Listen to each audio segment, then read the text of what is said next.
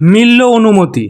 আরজিকর হাসপাতালের তরুণী চিকিৎসককে ধর্ষণ খুনের ঘটনার প্রতিবাদে এবং দোষীদের শাস্তির দাবিতে 1 অক্টোবর বিকেলে কলেজ স্কোয়ার থেকে রবীন্দ্র সদন পর্যন্ত মিছিলের ডাক দিয়েছে চিকিৎসকদের সংগঠন।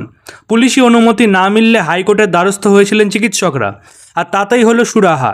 আগামী 1 অক্টোবর চিকিৎসকদের মিছিলে অনুমতি দিল কলকাতা হাইকোর্ট। মঙ্গলবার কলেজ স্কোয়ার থেকে রবীন্দ্র সদন পর্যন্ত বিকেল 5টা থেকে রাত 8টা পর্যন্ত মিছিলে অনুমতি দেওয়া হয়েছে উচ্চ আদালতের তরফে। এদিন বিচারপতি রাজশ্রী ভরদ্বাজের এজলাসে মামলা উঠলে এই নির্দেশ দিয়েছেন তিনি।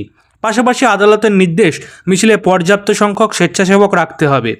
এদিন শুনানি চলাকালীন রাজ্যের আইনজীবী বলেন, ওই মিছিলে কতজন অংশ নিচ্ছেন সেই সংখ্যা রাজ্যের কাছে স্পষ্ট করে জানাতে হবে।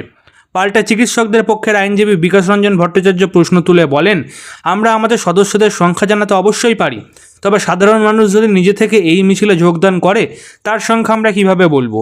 রাজ্যের উদ্দেশ্যে বিচারপতির প্রশ্ন, মনে করুন এই মিছিলে যদি 10 লক্ষ সাধারণ নাগরিক শান্তিপূর্ণভাবে প্রতিবাদ জানাতে স্বতঃস্ফূর্ত যোগ দেন, তাহলে কি তাদের প্রতিবাদ জানানোর অধিকার নেই?